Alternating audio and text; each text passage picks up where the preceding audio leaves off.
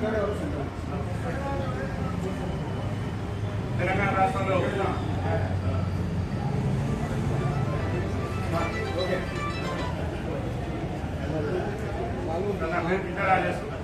భారత వికలాంగుల ఫెడరేషన్ సమితి తెలంగాణ రాష్ట్ర అధ్యక్షులు. ముందుగా ఈరోజు తెలంగాణ రాష్ట్రంలో ఏదైతే స్పెషల్ మీడియా అభ్యర్థులకు మరి డిఎస్సీ నియామకాల్లో జరిగినటువంటి అన్యాయం మీద ఏర్పాటు చేసినటువంటి ఈ మీడియా సమావేశంలో పాల్గొన్నటువంటి జర్నలిస్టు సోదరులందరికీ కూడా మా వికలాంగుల సమాజం పక్షాన స్పెషల్ మీడియా అభ్యర్థుల పక్షాన ప్రత్యేకమైనటువంటి ధన్యవాదాలు తెలియజేస్తున్నాం. ముఖ్యంగా ఈరోజు తెలంగాణ రాష్ట్ర ప్రభుత్వం గౌరవ ముఖ్యమంత్రి రేవంత్ రెడ్డి గారు బాధ్యతలు చేపట్టిన తర్వాత 2024లో ఏదైతే నిర్వహించినటువంటి డిఎస్సీ ఎగ్జామ్ ఉందో ఆ డిఎస్సీ ఎగ్జామ్లో ఈ స్పెషల్ మీడియా అభ్యర్థులకు తీవ్రమైనటువంటి అన్యాయం జరిగింది.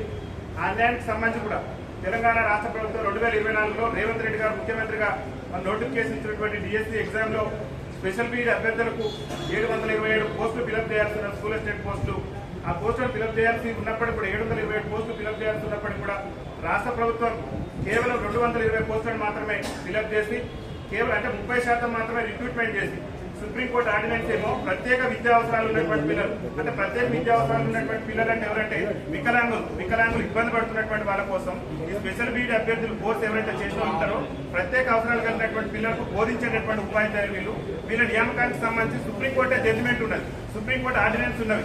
ఏమనంటే 100% కూడా ఈ స్పెషల్ బీడీ అభ్యర్థులను రిక్రూట్మెంట్ చేయాలి, ఖచ్చితంగా 100% వాళ్ళను రిక్రూట్మెంట్ చేయాలని చెప్పేసి ఆదేశాలు ఉన్నప్పటికీ కూడా తెలంగాణ రాష్ట్ర ప్రభుత్వం మరి రేవంత్ రెడ్డి గారు ముఖ్యమంత్రిగా బాధ్యతలు చేపట్టినాక తొలిసారి నిర్వహించినటువంటి డిఎస్సీలోనే సుప్రీంకోర్టు దేశ అత్యున్నత న్యాయస్థానం ఇచ్చినటువంటి ఆదేశాలను రాష్ట్ర ప్రభుత్వం తుంగలో దొక్కడం కొంత మా వికలాంగుల సమాజాన్ని ముఖ్యంగా ఈ స్పెషల్ బీడీ అభ్యర్థులు కొంత బాధ కలిగించేటువంటి విషయం.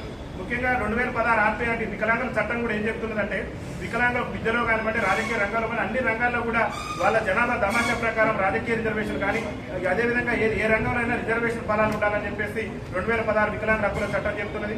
ఆ చట్టం ప్రాతిపదికన కూడా ప్రతి పాఠశాలలో తెలంగాణలో ఉన్నటువంటి అన్ని ప్రభుత్వ పాఠశాలలో కూడా స్కూల్ అది ప్రైమరీ స్కూల్ అయినా మరి ప్రాథమిక పాఠశాలైనా ఉన్నత పాఠశాలైనా కానీ ఆ పాఠశాలలో మరి ఇద్దరు టీచర్లు వికలాంగులకు సంబంధించి ఎవరైతే ప్రత్యేక అవసరాలు ఉన్నటువంటి పిల్లలకు సంబంధించి ఇద్దరు ఉపాధ్యాయులు ఉండాలని చెప్పేసి సుప్రీంకోర్టు 2016 వికలాంగుల హక్కుల చట్టం నిబంధనలు కూడా చెప్తున్నప్పుడు కూడా రాష్ట్ర ప్రభుత్వం ఆ నిబంధనలు కూడా పరిగణలోకి తీసుకోకుండా మరి మొన్న జరిగినటువంటి రిక్రూట్మెంట్ లో 100% స్పెషల్ బీడీ అభ్యర్థులకు రిక్రూట్మెంట్ చేయాల్సినప్పుడు కూడా రాష్ట్ర ప్రభుత్వం కేవలం 30% మాత్రమే రిక్రూట్మెంట్ చేసి ఇంకా 507 పోస్టులు ఖాళీగానే ఉన్నాయి. రిక్రూట్మెంట్ చేయకుండా 507 పోస్టులు కూడా ఇవి ప్రమోషన్ల రూపంలో ఇవ్వాలని చెప్పేసి ప్రభుత్వం ప్రయత్నం చేస్తున్నది. అయితే మేము ఒకటే అడుగుతున్నాం రాష్ట్ర ముఖ్యమంత్రి గారిని రాష్ట్ర ప్రభుత్వాన్ని ఒకటే విజ్ఞప్తి చేస్తున్నాం వికలాంగుల సంఘాల పక్షాలు కూడా. ఎందుకంటే ఈ స్పెషల్ బీడీ అభ్యర్థులు బోధించేది మా వికలాంగుల సమాజానికి సంబంధించినటువంటి పిల్లలు ప్రత్యేక అవసరాలు కలిగినటువంటి పిల్లలు కాబట్టి రాష్ట్ర ముఖ్యమంత్రి గారికి మేము చేతులు జోడించి విజ్ఞప్తి చేస్తున్నాం.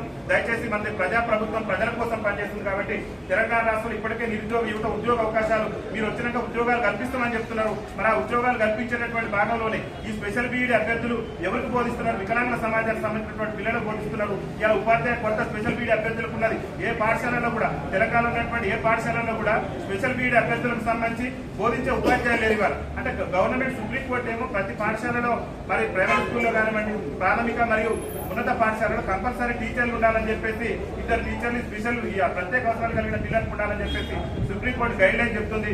రాష్ట్ర ప్రభుత్వం ఏమో నియామకాలలో 30% 100% రిక్రూట్మెంట్ చేయాలని చెప్పి సుప్రీంకోర్టు ఆర్డినెన్స్ ఉన్నప్పటికీ కూడా రాష్ట్ర ప్రభుత్వం కేవలం 30% రిక్రూట్మెంట్ ఇవ్వడం వల్ల స్పెషల్ మీడియా అభ్యర్థులు నష్టపోయారు. కాబట్టి మేము రాష్ట్ర ప్రభుత్వాన్ని ఈ మీడియా సాక్షిగా మీ అందరం కూడా ఒకటే రాష్ట్ర ప్రభుత్వాన్ని కోరుతున్నాం. రాష్ట్ర ముఖ్యమంత్రి గారికి కూడా కోరేది ఏంటంటే 100% సుప్రీంకోర్టు ఆదేశాల మేరకు రిక్రూట్మెంట్ చేయాలని చెప్పేసి రాష్ట్ర ప్రభుత్వాన్ని కోరుతున్నాం. దీనికి సంబంధించి కూడా అనేక సందర్భాలలో కూడా ఇక్కడ ఇప్పుడు విద్యాశాఖ ఎడ్యుకేషన్ డైరెక్టర్ ఉన్నటువంటి మన నికోలస్ సార్ ఎడ్ల నవీన్ నికోలస్ సార్ కూడా ప్రకటన కూడా విడుదల చేసింది.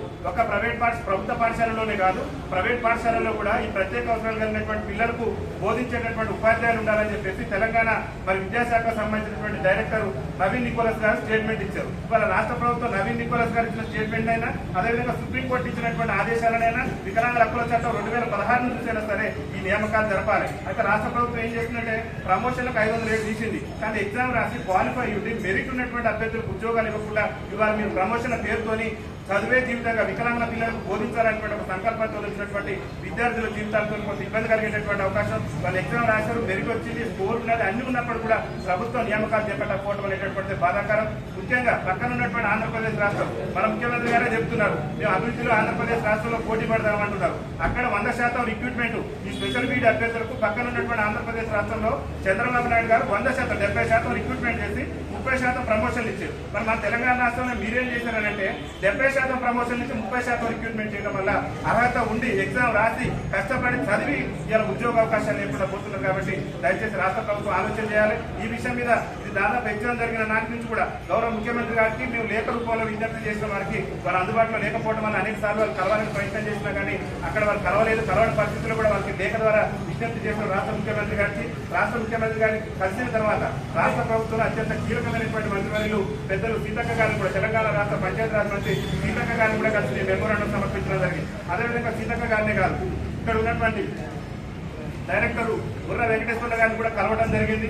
అడిషనల్ డైరెక్టర్ మరి లింగయ్య గారిని కూడా కలవడం జరిగింది. అందరూ కూడా కలిసి విజ్ఞప్తి చేసినాక కూడా రాష్ట్ర ప్రభుత్వం నేటికి కూడా ఈ నియామకాల మీద చర్యలు తీసుకోకపోవడం కొంత బాధ కనిపిస్తుంది. దయచేసి తెలంగాణ రాష్ట్ర ముఖ్యమంత్రి గారికి తెలంగాణ రాష్ట్ర ప్రభుత్వానికి మేము ఒకటే విజ్ఞప్తి చేస్తున్నాం. ఈ స్పెషల్ బీడీ అభ్యర్థులు వికలాంగుల పిల్లలకు బోధిస్తారు కాబట్టి ఇప్పటికే బతుకుజీవుడు అంటూ పాఠశాల మెట్లెక్కలేనటువంటి మా వికలాంగులకు స్పెషల్ బీడీ టీచర్లు కొంత చేయూతనిచ్చి మేము చదువుకోవడానికి మమ్మల్ని విద్యారంగంలో ముందుకు తీసుకెళ్ళడానికి వాళ్ళు ఉపయోగపడతారు. కాబట్టి 100% సుప్రీంకోర్టు జడ్జిమెంట్ ప్రకారం ఈ నియామకాలు చేపట్టి ఇప్పుడు ఎవరైతే ఎగ్జామ్ రాసి క్వాలిఫై ఉన్నటువంటి అభ్యర్థులు ఉన్నారో ఈ ప్రమోషన్ల కంటే ముందే వాళ్ళు రిక్రూట్మెంట్ చేసి వాళ్ళ ఉద్యోగాలు తీసుకోవాలని చెప్పేసి మా భారత వికలాంగుల హక్కుల పరిరక్షణ సమితి రాష్ట్ర కమిటీ పక్షాన రాష్ట్ర ముఖ్యమంత్రి గారికి, రాష్ట్ర ప్రభుత్వానికి, రాష్ట్ర ప్రభుత్వ పెద్దలందరూ కూడా మేము విజ్ఞప్తి చేస్తున్నాం. దయచేసి ఇది మానవతా దృక్పథంతో ఆలోచించండి. ఎందుకంటే వికలాంగుల విద్యార్థులకు బోధించేటటువంటి ఉపాధ్యాయులు లేకపోవడం అనేది కొంత బాధ కలిగించేటటువంటి విషయం. సుప్రీంకోర్టు ఆర్డినెన్స్ ఉంది, ప్రతి పాఠశాలలో కూడా తెలంగాణలో ఉన్న ప్రతి పాఠశాలలో అది చిన్న స్కూల్ అయినా పెద్ద స్కూల్ అయినా కానీ వికలాంగుల పిల్లలకు బోధించేటటువంటి ఉపాధ్యాయులు కంపల్సరీ ఒకటి ఉండాలి. అంటే ప్రతి గ్రామంలో ఉన్నటువంటి పాఠశాలలో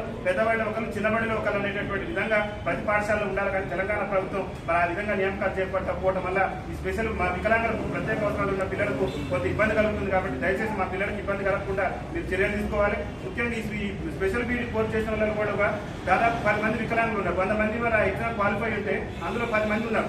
ఇవాళ ఏం చేస్తున్నారంటే మన ఒక చట్టం తీసుకొచ్చారు సుప్రీంకోర్టు అనేటువంటి 100% రిక్రూట్మెంట్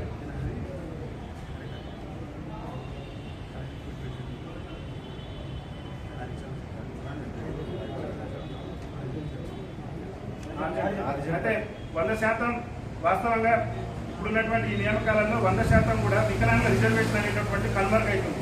అర్జెంటల్ అని చెప్పేసి ఒక చట్టం తీసుకొచ్చారు గత ప్రభుత్వాలు కానీ ఇప్పుడు ఉన్నటువంటి ప్రభుత్వం కానీ.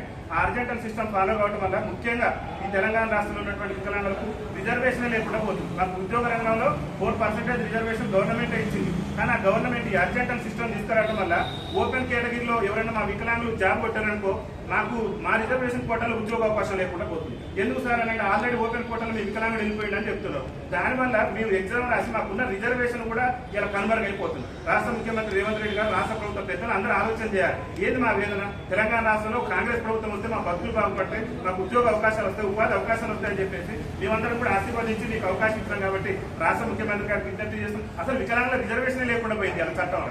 ఈ అర్జెంటల్ అనేటటువంటి తీసుకొచ్చినటువంటి సిస్టమ్ వల్ల 100% మాకున్నటువంటి 4% రిజర్వేషన్ కూడా ఇచ్చేశారు. కాబట్టి రాష్ట్ర ముఖ్యమంత్రి గారు ఆలోచన చేసి ఈ అర్జెంటల్ వ్యవస్థ రద్దు చేయాలి. వికలాంగుల రిజర్వేషన్ ఓపెన్ కేటగిరీలో ఎంతమంది వికలాంగులు ఉన్నా కానీ వికలాంగుల రిజర్వేషన్ కోటాలో వికలాంగులను నియమించే విధంగా ప్రభుత్వం చర్యలు తీసుకోవాలని చెప్పేసి మేము విజ్ఞప్తి చేస్తున్నాం.